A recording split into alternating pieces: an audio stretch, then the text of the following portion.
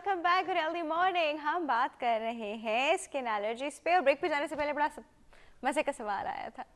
Sir वो कही थी कि उन्हें सर्दियों से एलर्जी है, क्या है कि उनका खून निकलना शुरू होता है जब वो सब खुद जाती हैं तो डॉक्टर साहब। अच्छा ऐसा है कि सर्दियों के मौसम में क्योंकि मौसम खुश्क भी होता है, सर्दी भी होती है, तो जिल्द जो है ना पूरी बॉडी की आमतौर पे खुश्क हो रही होती है और ख़ासकर जो इससे सर्दी से ज़्यादा एक्सपोज हो रहे होते हैं जैसे हाथ और पैर तो उनमें ज़्यादा खुश्की आ रही होती है। तो पेशेंट को एक लोगों को आदत भी होती है, वैसे भी स्क्रैच करते रहते हैं, तो वो जब छिलका उतारते हैं तो छीलते हैं तो वहाँ जगह ना वहाँ ज़ख्म सा बन जाता है और फिर खुजाने में उनको मज़ीद थोड़ा अच्छा लगता है, तो खुजा खुजा के खुद ही ना, यानी कहने का मकसद है कि खुश्क और एक तरह से एडिक्शन है, आदत पड़ जाती है। लेकिन ये कि खुश्क मौसम और सर्द मौसम में खुश्क जिल्द होने की वजह से ये एक टाइप का एक्जिमा है जो कि डेवलप हो जाता है, जो कि ज़ाहिर है एक तरह की स्किन एलर्जी है।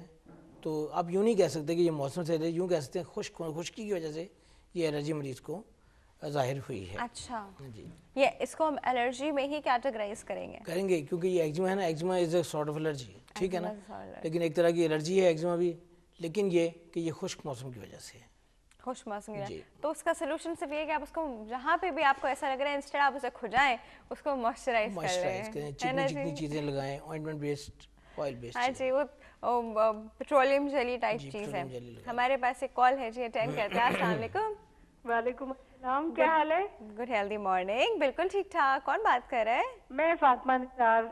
जी फातिमा, आप कैसी हैं? अल्लाह का बहुत शुक्र है, ठीक ठाक हूँ। हमारे पोल का जवाब देंगी? हाँ जी बिल्कुल।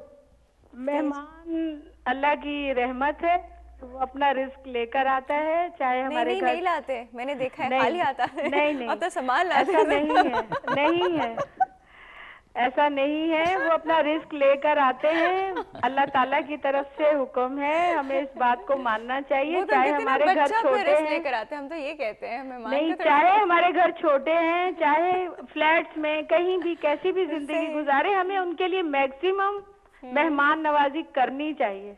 ये तो है, मैक्सिमम मेहमान नवाजी करनी चाहिए। मेहमान आ जाए तो उसकी मेहमान नवाजी में कसर नहीं छोड़नी चाहिए, ये तो सही है। जो कर सके ना वो करना चाहिए, अपनी हद से बढ़कर नहीं, लेकिन जो कर सके मैक्सिमम जो हमारे घर में है वो हमें करना ही चाहिए। ये हमारे अल्लाह रसूल का फरमान है और हमें ये सब कुछ पहले से तय है। हम कौन होते हैं ये नए कानून लाने वाले कि हमारा घर छोटा है? उन लोगों के कौन से घर बड़े थे? हाँ, जिन लोगों ने मेहमान नवाजियां की और अभी तक लोगों ने उनको याद रखा हुआ है। इसीलिए तो हमें पता नहीं, अपने रिश्तेदारों के बच्चों के नाम नहीं पता, उनको हमारे बच्चों का नहीं पता। यही वजूहात है। ये तो है डेफिनेटली। हाँ अच्छा जी, कुछ पूछना चाहेंगे? जी हाँ, डॉक्टर साहब से पूछना चाहूंगी। अस्सलाम वालेकुम डॉक्टर साहिबा। वालेकुम अस्सलाम। कैसे हैं आप लोग? अल्हम्दुलिल्लाह। अच्छा डॉक्टर इजाज से मेरी बेटी आयशा का इलाज एक दफा हुआ, फिर हमें मौका नहीं हुआ जाने का। उसको घुटनों के पास कुछ सख्त से दाने हो जाते थे। वो जो दवा दी वो लगा ली और उसके बाद कुछ अरसे वो ठीक रहती थी, उसके बाद फिर दोबारा उसको हो जाते हैं। वो अभी भी उसको सख्त दाने होते हैं घुटने और कोहनी पर। उसके बारे में होते हैं। दानों में क्या पस आता है? नहीं, बिल्कुल ड्राई होते हैं, मतलब स्किन रेज हो जाती है। हाँ, नहीं इस तरह होते हैं, छोटे छोटे से दाने ही होते हैं, रैश नहीं होते। कांटे निकल आते हैं। हाँ, कांटे जैसे हो जाते हैं, निकल आते हैं। अच्छा वो हो जाते हैं, तो उसके लिए प्लीज बताइए। अच्छा चलिए, हम आपको बताएं। Thank you so much for your call. Sir इनके कांटों वाला सवाल हम याद रख रहे हैं। हमारे पास एक और कॉल है, उसके बाद आंसर करते हैं। अस्सलाम वालेकुम। गुड हेल्दी मॉर्निंग फिदा साहब।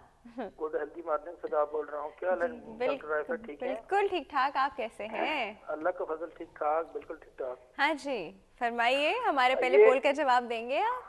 पोल का जवाब तो अब ये जो हमारी बहन थी पहले कॉलर फातिमा ने तो काफी एग्रेसिव अंदाज से दिया है, लेकिन फैक्चुअल चीज आजकल के इस मटेरियलिस्टिक दौर में और मसरूफ दौर में ऐसा है कि हर एक के माइंड में होता है कि जी हम जाएंगे तो कम से कम टाइम लगा के आए, क्योंकि अगले भी मसरूफ हैं, खुद लोग भी मसरूफ होते हैं। तो अब लोगों में सेंस आ गया है कि बॉडी लैंग्वेज से अंदाजा होता है कि वो अगला मसरूफ है, तो हाँ या आप अंदाजा करवा देते हैं। एग्जैक्टली, हाँ, मिनिमम वक्त निकाल के।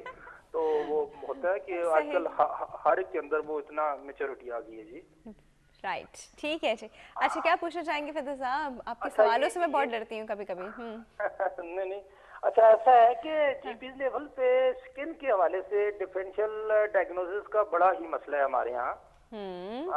एक अमूमन वाइट स्पॉट होते हैं तो अमूमन जीपी या कोएक्स ये कहते हैं जी ये कैल्शियम की डेफिशिएंसी की वजह से होता है, या माइट भी फंगल इन्फेक्शन, पता नहीं उसका वर्सिकुलर, पता नहीं पेट्रासिस कोई ऐसा नाम, वो ये भी हो सकता है, या बटेलाइगो भी हो सकता है। तो इन तीन के वाइट स्पॉट सेम होते हैं, तो इनमें क्या डिफरेंशियल डायग्नोसिस है कि लेमैन के लिए ये अंडरस्टैंड करना? जबरदस्त सवाल जी, जबरदस्त। मैं कह रही हूँ क्या सवाल किया है। एक सवाल और मेरे माइंड में है कि ये जो मुख्तलिफ कॉन्टैक्ट एक्जिमा वगैरह में या और जो एक्जिमा के हवाले से स्किन पे टॉपिकल स्टेरॉइड विद न्यूमाइसिन या विद एंटी फंगल या विद एंटी बैक्टीरियल जो मिला के यूज होते हैं, तो क्या एंटीबैक्टीरियल के साथ स्टेरॉइड को मिलाना it is a rational treatment और नॉट?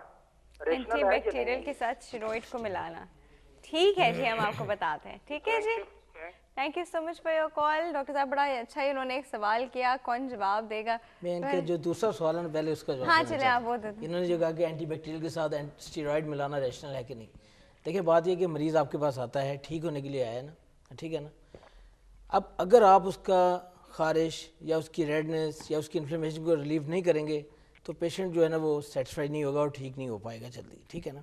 तो वो इन्फ्लेमेशन कम करने के लिए आपको स्टेरॉइड देना पड़ता है और 5-6 दिन के बाद उसको प्लेन प्रिपरेशन पे आप मेंटेन कर सकते हैं। मिसाल के तौर पे ट्रेवोकोट आपने लगवाई, ठीक है जी, 6 दिन में पेशेंट बेहतर हो गया। साथ में आप उसको एडवाइस दे दें कि उसके बाद अगर आपको ये परसिस्टेंट रहे, आप अपनी एंटीफंगल थेरेपी ले रहे हैं। सर ये जो आपने दवाई का नाम ले लिया ना, ये बड़ा खतरनाक काम किया अभी आपने। प्लीज ये केसेस वाइज वेरी करता है जी।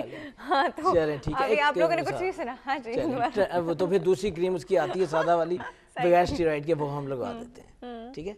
तो इसमें ये अहम चीज़ है। अच्छा, दूसरा इनका सवाल क्या था? सर दूसरा सवाल इनका वो था वाइट स्पॉट्स।